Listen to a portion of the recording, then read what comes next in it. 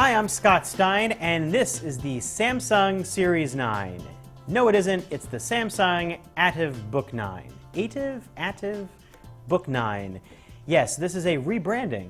It's a new laptop. It's not really a new laptop. It's a rebranded laptop that you've seen before.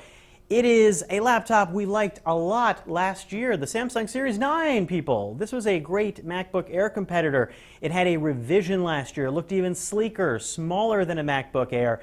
13 inches, super sleek design, matte display for those who care about that. Well, this time, the version that's been available since April has a 1080p display, really sharp, and that's about it. It has Windows 8, but it has a last generation Core i series processor here, Core i7 in this case, dual core, 4 gigs of RAM, your 128 gig or 256 SSD, you know, standard stuff. And it ramps up to $1,500, $1,400 for the 128 gigabyte version. So it's not cheap.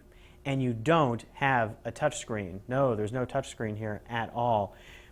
Does that matter? Well, the MacBook Air doesn't have a touchscreen. We don't hold that against it, but that's because there's nothing that takes advantage of touch in Mac OS X.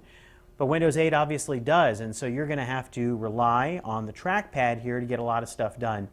It's a pretty large and nice trackpad, but it's no substitute for the convenience with apps of reaching up here and tapping and pinching. If you go to desktop mode, not such a big deal.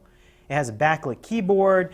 It's got all the stuff, same stuff as last year. Really solid, thin metal design, crisp, pretty dongle reliant though, because you got HDMI and VGA, and these are mini ports. So you got your 2 USB ports, and that's about it. And SD card slot tucked away, yeah, over here.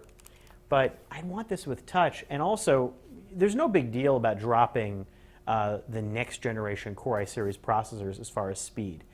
But you're going to see a difference because of battery life. This got about 5 hours on our test, and we're seeing laptops now getting 8, 9 hours. The MacBook Air got 14 hours. So this is now at the bottom end of that. If you can live with 5 hours, you don't mind paying $1,400, this is a really sleek laptop. But Samsung has other Book 9s coming out, a Book 9 Lite, a Book 9 on the higher end. Not yet clear when those are going to come out in the US, but you might want to hold on and see what comes down the pike, because there's not a lot different here in the ATIV Book 9 / Samsung Series 9 kind of sort of. I'm Scott Stein, and that's a look at the new-ish Book 9 from Samsung.